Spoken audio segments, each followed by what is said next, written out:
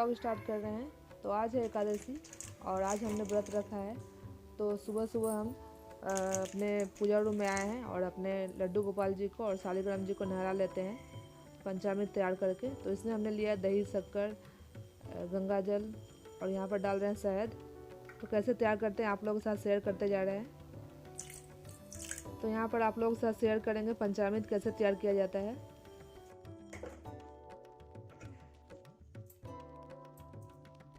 तो यहाँ पर हमने भगवान जी को नहलाने के लिए पंचामृत तैयार किया है, जिसमें है दही, गंगा जल, पानी, घी, शक्कर, दूध है तो दूध भी डाल सकते हैं, लेकिन मेरे पास अभी दूध नहीं है तो मैं नहीं डाल रही हूँ।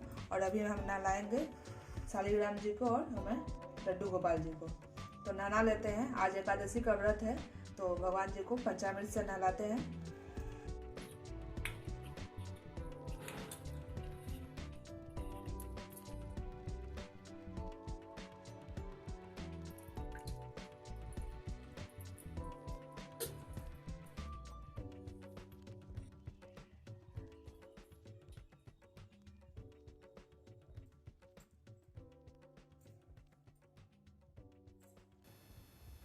तो यहाँ पर भगवान को हमने नहला दिया है, उन्हें वस्त्र पहनाकर तिलक कर लेते हैं और तिलक करने के बाद हम संकल्प ले लेते हैं।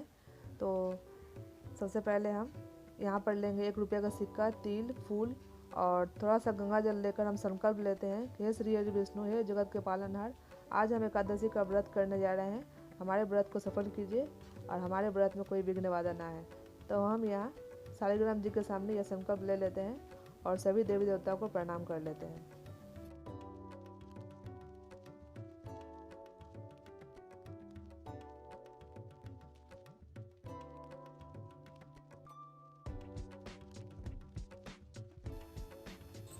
तो फ्रेंड्स, सुबह का पूजा करने के बाद हमने सारा दिन फास्ट रखा था और हमने जल भी नहीं ग्रहण किया था। अभी शाम का समय है, 5:30 बज रहे हैं। तो हम तुलसी जी के साथ हम शालिग्राम जी की पूजा कर लेते हैं। तो एकादशी का व्रत का जो पूजा है यहीं पर हम कर रहे हैं। तो यहाँ पर देखिए थाली हमने सजा ली है और यहाँ पर हमने दीपक से सजा लिया है तुलसी चौतरा को। और चलिए पूजा कर लेते हैं। तो थाली में हमने रखा है हल्दी, कुमकुम यानी कि रोड़ी और सिंदूर है। अक्षत नहीं रहता है इसमें चावल का, इसमें रहता है तिल, भी ले सकते हैं। तो सबसे पहले हम सिंदूर से माता को तिलक कर लेते हैं, माता को सिंदूर लगा देते हैं।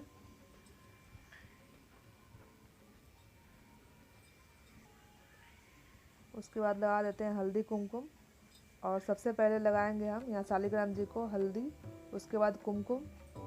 तो शालिग्राम जी को हमने सिंहासन पर ही रखा हुआ है और तुलसी माता के बगल में ही रखा हुआ है। तो हल्दी कुमकुम हमने चढ़ा दिया है और वैसे ही हमने तुलसी माता को भी हल्दी कुमकुम लगाया है सिंदूर लगाने के बाद।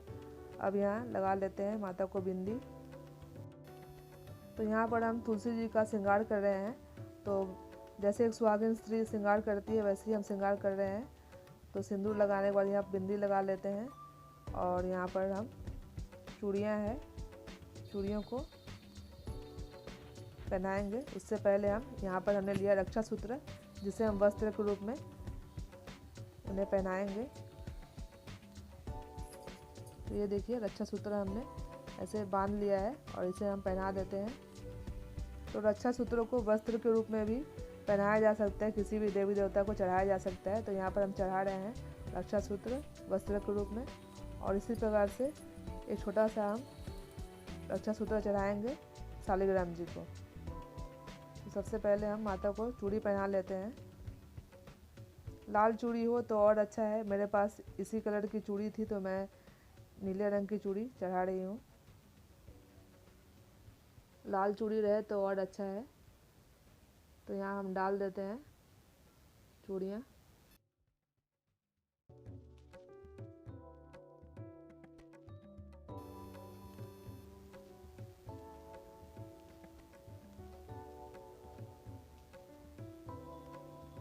तो सबसे पहले हम यहाँ पर माता का श्रृंगार कर रहे हैं, उसके बाद से हम विधिवत पूजा करेंगे। तो यहाँ पर चुनरी है, तो चुनरी हम माता को चढ़ा देते हैं।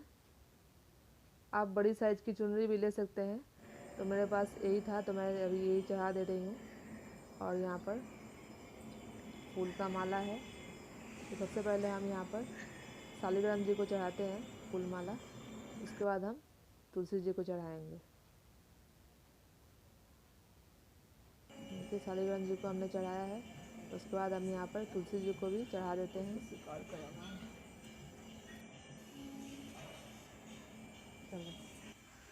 और यहाँ पर चढ़ाते हैं गुलाब के फूल अपने शालिग्राम जी को और तुलसी जी को। हमारे गार्डन में बहुत ही खूबसूरत गुलाब के फूल आए थे, तो हमने 2 लिए हैं और एक शालिग्राम जी को और एक तुलसी जी को हमने चढ़ाया है। और फूल चढ़ा देते हैं चरणों में। मैं अपना तरीका शेयर कर रही हूँ आप लोगों के साथ, मैंने कैसे पूजा किया था एकादशी के दिन। तो आप लोगों को ये वीडियो कैसा लगा ज़रूर बताइएगा, और आप लोग कैसे करते हैं ये भी बताइएगा। आज के एकादशी के दिन माता तुलसी का शालिग्राम जी के साथ विवाह कराया जाता है।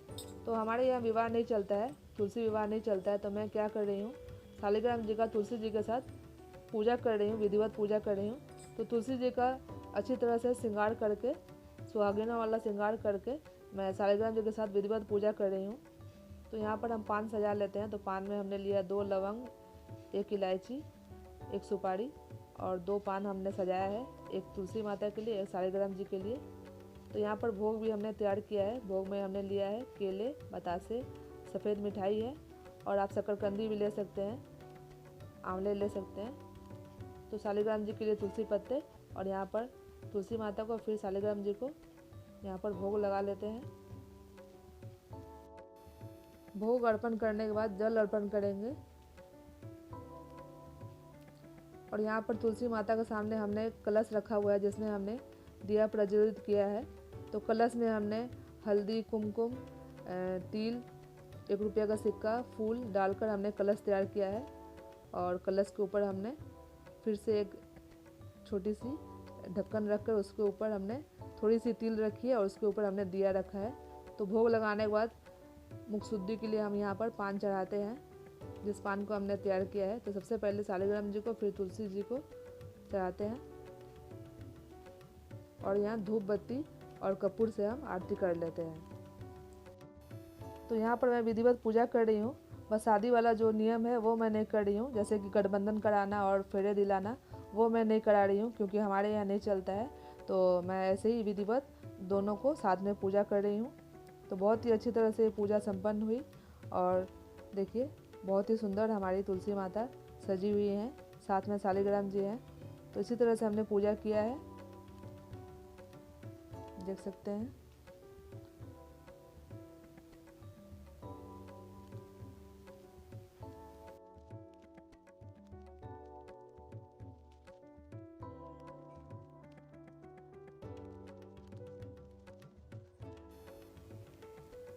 तो फ्रेंड्स, हम पूजा करने के बाद रात को फलाहार करेंगे। किसी भी टाइम फलाहार किया जा सकता है, लेकिन आज मैं रात को फलाहार करूँगी। फलाहार करना हो तो आप दोपहर में भी एक टाइम फलाहार कर सकते हैं। इसमें कोई ऐसा नहीं है कि आप रात को ही कीजिए, कभी भी आप फलाहार कर सकते हैं। दोपहर को, रात को पूजा करने के बाद कभी भी आप कर सकते हैं। तो मैं बता रही हूँ एकादशी व्रत कैसे करना चाहिए, क्या क्या नियम है। तो जो नियम है, आप 10वीं के दिन जो है सात्विक भोजन कीजिए। 10वीं के दिन सात्विक भोजन करना है। बाल ओल आप शैम्पू कर सकते हैं, धो सकते हैं, बाल धो करके उस दिन सात्विक भोजन कीजिए। और आप शाम को 7-8 बजे के करीब आप खाना खा लीजिए, उसके बाद से खाना नहीं खाना है। ये थोड़ा सा नियम है। उसके बाद से क्या करना है, एकादशी के दिन व्रत करना है। उसके लिए सुबह नहा धो लीजिए, सुबह जल्दी उठ जाइए नहा धो करके, और अच्छे से पूजा पाठ करके विष्णु भगवान जी के सामने, कृष्ण जी हो या फिर शालिग्राम जी, उनके सामने संकल्प लीजिए। हाथ में लीजिए सिक्का, तिल लीजिए, फूल लीजिए, गंगा जल लेकर के संकल्प लीजिए कि हे जगत के पालनहार, हे विष्णु भगवान जी, आज मैं आपका एकादशी का व्रत कर रही हूँ। मेरे इस व्रत को पार कीजिएगा, मेरे इस व्रत को पूरा कीजिएगा, कोई विघ्न बाधा ना आए। इस बात को बोल करके संकल्प लेना है। और सारा दिन व्रत रखना है, सोना नहीं है, सारा दिन जगना है। और अगर दिन में झपकी है, उसके लिए एक उपाय बता दे रहे हैं। जो दोष लगता है वो दोष कट जाता है, ऐसे हमारे एक ब्राह्मण ने बताया है। उसका यही निवारण है कि आप अपने आंचल में एक चुटकी पुड़िया में आटा लेकर के आंचल में बांध लीजिए और सारा दिन रहिए। सारा दिन भगवान का नाम लीजिए, ओम नमो भगवते वासुदेवाय, आप नाम में जो भी आपको आसान लगे वो लेना है। सारा दिन ऐसे ही व्रत करना है। और रात को फलाहार करना है एक बार। अगर आप में शक्ति है तो निराजल निराजल ही रह जाइए, शक्ति नहीं है तो आप फलाहार कर लीजिए। तो आज मैंने किया है कार्तिक माह की जो देव उठनी एकादशी है, प्रबोधनी एकादशी भी कहते हैं, उस व्रत को मैंने किया है। और आज ये मेरा दूसरा दूसरा एकादशी है। मैंने 5 एकादशी करने का संकल्प लिया है। छठ करने के बाद से 5 एकादशी किया जाता है, तो मैं ये 5 एकादशी का संकल्प ली हूँ। आगे चलकर मुझे और करना हो तो मैं कर सकती हूँ, लेकिन 5 मैं पहले कर लेती हूँ, उसके बाद से अगर मैंने और करना चाहा तो मैं और कर सकती हूँ, लेकिन 5 पहले कर लेती हूँ। तो ये आपको आता है छठ पूजा के बाद से जो एकादशी पड़ता है वही एकादशी रहता है, करना रहता है। बहुत ही आसान है। तो ये 3 दिन का व्रत होता है। दसवीं के दिन से सात्विक भोजन करना है, जल्दी खाना खा लेना है और बाल साफ कर लेना है। लहसुन प्याज नहीं खाना दसवीं के दिन। वैसे ही आप एकादशी के दिन चावल नहीं खाइए। चावल तो किसी को भी खाना नहीं चाहिए, वर्जित है। और क्या है कि आप उस दिन एक बार भोजन कीजिए, फलाहार कीजिए और जल पी सकते हैं। इस तरह से एकादशी का व्रत कीजिए। माँ तुलसी का अच्छी तरह से विधि विधान से पूजा कीजिए। हमारे यहाँ माँ तुलसी का जो है विवाह नहीं चलता है, मनाही है, नहीं चलता है विवाह। अगर आपके यहाँ चलता है तो माँ तुलसी का विधिवत पूजा कर सकते हैं, उनका गठबंधन कर सकते हैं। मैंने माँ तुलसी का जो पूजा किया है उसमें गठबंधन नहीं किया है। माँ तुलसी का मैंने शालिग्राम जी के साथ पूजा किया है। जैसे पूजा होती है अमूमन वैसे मैंने पूजा किया है। माँ तुलसी का मैंने श्रृंगार किया है, पूरे श्रृंगार वाले सामान के साथ मैंने उनका श्रृंगार किया है, चुनरी ओढ़ाई है और उनका मैंने शालिग्राम जी के साथ पूजा किया है। मैंने कोई भी उनका गठबंधन नहीं किया है, विवाह नहीं कराया है। तो जो प्रसाद आपको मिले, कन है या फिर शकरकंद है, केला है, मिठाई है, इससे आप चढ़ा करके भोग लगाइए। तुलसी पत्ता, तुलसी दल जरूर डालिएगा उनके भोग में। विष्णु भगवान जी स्वीकार करते हैं। अगर आप बगैर तुलसी पत्ता का भोग चढ़ाएंगे तो माँ विष्णु भगवान जी स्वीकार नहीं करते हैं। तो मैंने इस प्रकार से पूजा किया है और मैंने आरती करके विष्णु भगवान और तुलसी जी का पूजा किया है। शाम होने पर, शाम के अभी बज रहे हैं 5:30, उस समय मैंने पूजा किया है। तो आज मैंने पूजा कर लिया है। पूजा करने के बाद अब मैं थोड़ा सा फलाहार करूंगी और थोड़ा सा आराम करूंगी। कल का भी नियम है, द्वादशी का भी नियम है। द्वादशी का नियम यही है कि आप सुबह उठ करके नहा धो करके पूजा कर लीजिए और कुछ सीधा निकाल दीजिए ब्राह्मण को दान करने के लिए। चावल नहीं दान कर किया जाता है इसमें। इस एकादशी के व्रत में चावल नहीं दान किया जाता है। इसमें आटा हो, आलू हो, कोई मिठाई हो, आंवला हो, यही सब दान किया जाता है। आंवला जरूर दान किया जाता है। अगर आंवला है तो आप आंवला जरूर रखें दान करने के लिए। इसमें सोने को दान करने जैसा महत्व रहता है आंवला दान करने से। तो यही है, दान करने के लिए सीधा निकाल लीजिए। उसके बाद आप क्या कीजिए, 5 तुलसी के पत्ते और 1 चुटकी आटा लेकर के आप व्रत खोल लीजिए। 1 गिलास पानी से आप व्रत खोल लीजिए। व्रत खोलने के बाद आप सात्विक रोटी बनाइए और अरहर का दाल बनाइए और आलू का कोई भुजिया हो या फिर आलू का चोखा हो। सिर्फ आप हरी मिर्च डाल सकते हो उसमें और कोई मसाले वगैरह नहीं डालना है। तो आप चोखा बना रहे हैं तो उसमें नमक, सेंधा नमक रहेगा, हरी मिर्च रहेगी और बगैर तेल के आप चोखा बना लीजिए। घी डालकर आप बना सकते हैं, घी डालकर आप भुजिया भी बना सकते हैं। तो यही है आपका जो द्वादशी दिन का पारण का नियम। पारण है, बस आपको यही करना है। सुबह दाल रोटी खाना, जितना सुबह हो सके 10 बजे के पहले आपको पारण कर लेना है। बना करके सात्विकता से बनाना है, साफ सफाई से, शुद्धता से। और सारा दिन आपको कुछ नहीं खाना है, पीना है। सारा दिन आपको ऐसे ही रहना है।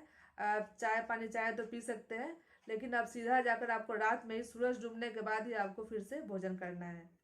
फिर से वही भोजन करना है जो आपने सुबह किया है, दाल रोटी और वही आलू की भुजिया हो या फिर चोखा हो, सात्विक भोजन ही करना है। इसी तरह से हमारा ये एकादशी का व्रत पूरा होता है। तो आज मैंने एकादशी का व्रत रखा है, कल द्वादशी का इसी तरह से पालन करेंगे। तो मैंने अपना तरीके से कैसे पूजा किया है, कैसे एकादशी का व्रत रखा है, आप लोगों के साथ शेयर किया है। आप लोग कैसे करते हैं जरूर बताइए कमेंट करके। तो हमने इस नियम को सब पालन किया है। आज आज ये मेरा दूसरा व्रत है एकादशी का। तो फ्रेंड्स, आप लोग कैसे करते हैं बताइएगा। और अगर आपको ये वीडियो अच्छा लगा हो, हमारा ये पूजा करने का तरीका अच्छा लगा हो, तो हमारे चैनल को सब्सक्राइब कर लीजिएगा। वीडियो को ज़्यादा से ज़्यादा लाइक कीजिएगा और ज़्यादा से ज़्यादा शेयर कीजिएगा। तो चलिए मिलते हैं ऐसे ही नई वीडियो के साथ। और फ्रेंड्स, आप लोगों के साथ एक इम्पॉर्टेंट बात शेयर करने जा रहे हैं। कभी भी शुक्र शनिचर वाला एकादशी पड़ जाए, अगर शुक्रवार को एकादशी है और द्वादशी आपको शनिवार को पड़ रहा है, पारण शनिवार को पड़ रहा है, तो ऐसा एकादशी नहीं करना है, क्योंकि शनिचर वाला जो पारण होता है वो बहुत ही खराब होता है और वो वाला एकादशी नहीं किया जाता है।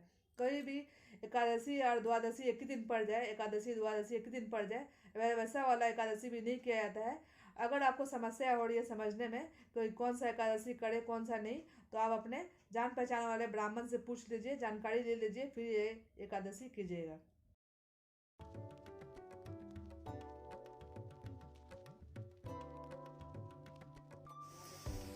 तो फ्रेंड्स, आज है द्वादशी और आज हम बना रहे हैं अपने पारण के लिए खाना। तो यहाँ पर है आलू की भुजिया, घी में बना रहे हैं और हरी मिर्च डालकर, और यहाँ पर रोटियों को सेक रहे हैं। दाल हमारा तैयार है। तो हमने सुबह का पूजा कर लिया नहा धो करके और सीधा निकाल दिया है, और अभी ये बना रहे हैं, इससे हम पारण करेंगे।